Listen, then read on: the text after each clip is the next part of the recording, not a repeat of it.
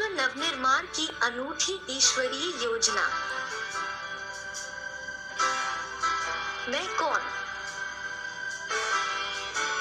शरीर अलग चीज है, आत्मा अलग चीज है, और दोनों मिलकर जीव आत्मा अर्थात जीवित आत्मा बनती है। जीवित आत्मा का मतलब है शरीर सहित काम करने वाली चैतन्य शक्ति। नहीं तो यह आत्मा भी काम नहीं कर सकती और यह शरीर भी नहीं काम कर सकता। इसका मिसाल एक मोटर और ड्राइवर से दिया हुआ है।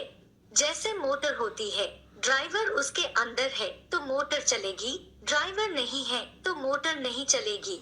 मतलब यह है कि आत्मा। एक भाई ने कहा वायु है। वायु नहीं है। पृथ्वी, जल, वायु, अग्नि और आकाश, ये 5 जड़ तत्व तो अलग हैं, जिनसे यह शरीर बना है। इन 5 तत्वों के बने शरीर में से आत्मा निकल जाती है तो भी शरीर के अंदर 5 तत्व रहते हैं।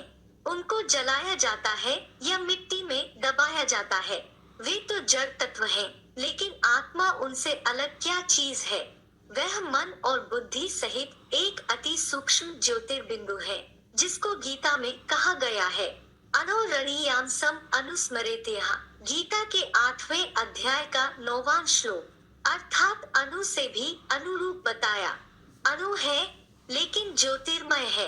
उस मन बुद्धि रूपी चैतन्य अणु में अनेक जन्मों के संस्कार भरे हुए हैं। मन बुद्धि संस्कार सहित आत्मा कही जाती है। वेद की एक ऋचा में भी बात आई है।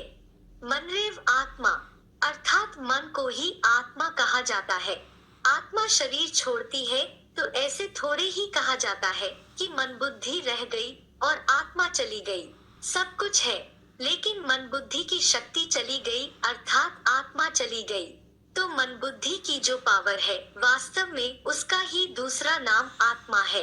मन बुद्धि में इस जन्म के अथवा पूर्व जन्मों के संस्कार भरे हुए हैं।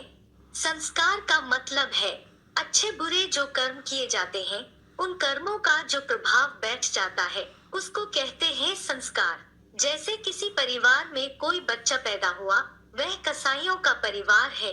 बचपन से ही वहाँ गाय काटी जाती है। उस बच्चे से जब बड़ा हो जाए, पूछा जाए कि तुम गाय काटते हो, बड़ा पाप होता है, तो उसकी बुद्धि में नहीं बैठेगा, क्योंकि उसके संस्कार ऐसे पक्के हो चुके हैं। इसी तरीके से ये संस्कार एक तीसरी चीज है। तो मन, बुद्धि और संस्कार, ये 3 शक्तियां मिलकर ज्योति बिंदु आत्मा कही जाती है।